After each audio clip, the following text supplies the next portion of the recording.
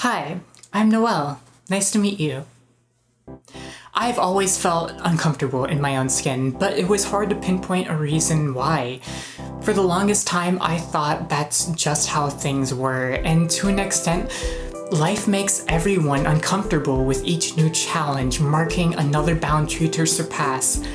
But I'm talking about something reflexive, something that made me feel like I would always and forever exist just going through the motions. I never knew what it was to feel like myself. It wasn't necessarily bad, especially when we're growing up. We tend to define ourselves by the things that we like or the things that we've done. I like to draw. I painted this ship. I liked my stuffed animals. Those might give clues to who we really are, but they don't tell us exactly who we are. Every teenager goes through this process of discovering themselves, but it doesn't necessarily make everyone question how their gender fits into the mix. That maybe this gender doesn't suit them. This was me. Years ago, I questioned whether or not I would really be happy living the rest of my life as a boy. And if it isn't already incredibly obvious, yes, I'm transgender. The traditional narrative for trans people speaks to how they've always felt different or how they were born in the wrong body, a woman in a man's body, and vice versa.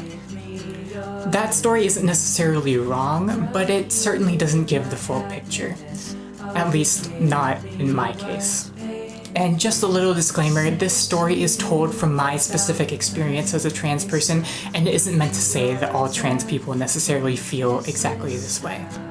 I've tried time and time again to find ways of describing what it really feels like to be trans, but the best I can come up with is that for me, being trans is like having an anxious longing to be a different gender. To constantly see other people, other women in my case, and ask yourself, why can't I be like her? I wish I was like that. Or, most commonly, why does her mere existence make me feel sort of uncomfortable about myself? That discomfort about one's own gender is called gender dysphoria. I wish I could say exactly what made me feel this way or what clues there might have been that signaled my uneasiness with my gender, but the truth is, it's more complicated than that. When put a certain way, these clues can make it seem obvious, but when looking at each one individually, they just seem like oddities rather than puzzle pieces. However, to name a few guiding elements, 1. I always wanted to have long hair. My entire life, I have absolutely no idea why, it's just something I've always felt suits me better. 2. I've never felt super masculine, at least not in the traditional way. I've never even had the want to be masculine. 3.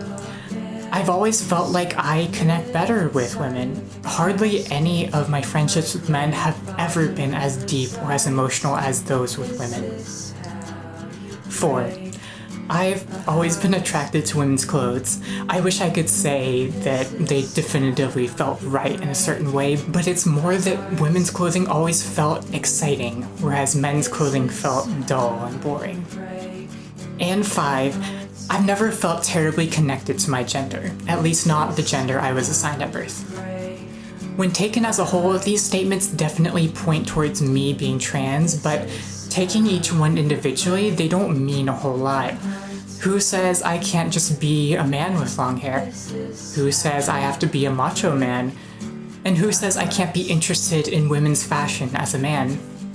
Ultimately, it's the thought that maybe if I were also perceived as a different gender, I would be happier, more comfortable, more me.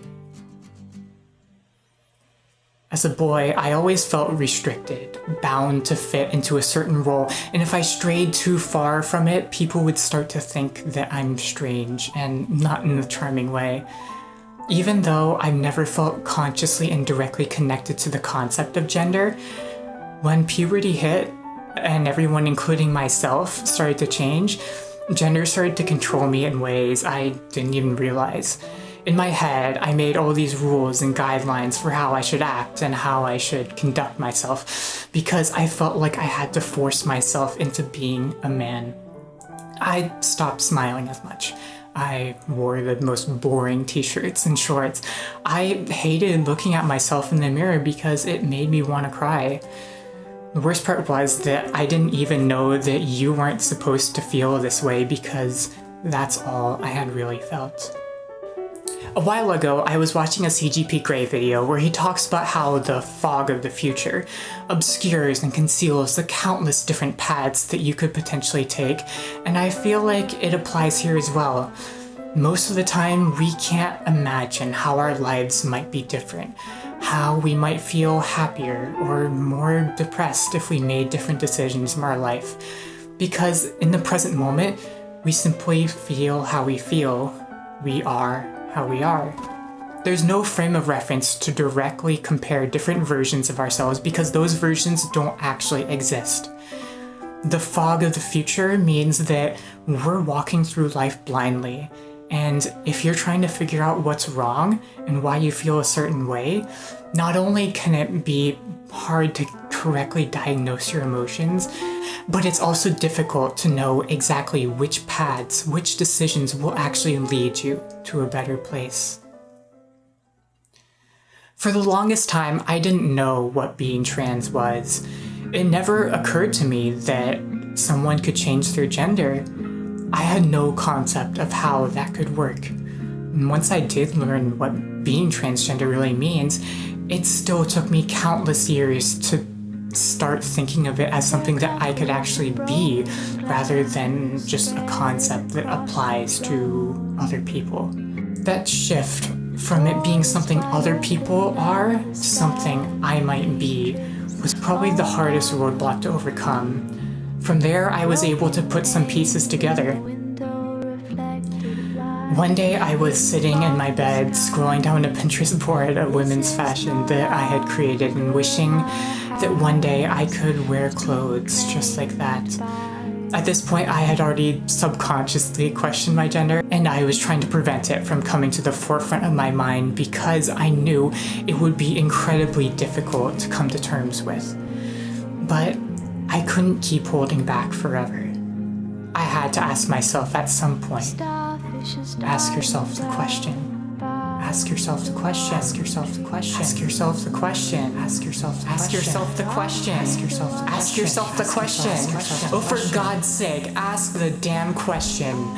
Do you think, based on all of this, that you might actually be transgender?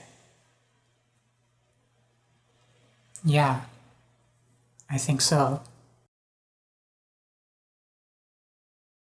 However, there's still one last part of this coming out story. Answering this: would I actually be happier as a different gender? Unfortunately, I don't think one can truly and sufficiently answer this question until they start experiencing it for themselves. It's scary, and the fog of the future makes the unknown all the more unpredictable and frightening. There were so many doubts for me. What if I regret this? What if everyone hates me? What if? But I ultimately went forward knowing that if this really didn't feel right, if it truly wasn't meant to be, I would be able to sense it and change course. And that brings me here today. I am so incredibly happy that I decided to take that chance. Being a boy always felt like something unnatural, something I had to learn. But as a girl, everything just comes naturally, by instinct. I eventually chose a new name, an appearance, and I've never felt happier about myself. I can only say all of this because of all the friends who helped and supported me through the entire process. And now I get to start fresh as me, my authentic self. Hi, I'm Noelle. Nice to meet you. What's your name? Who could do anything to me?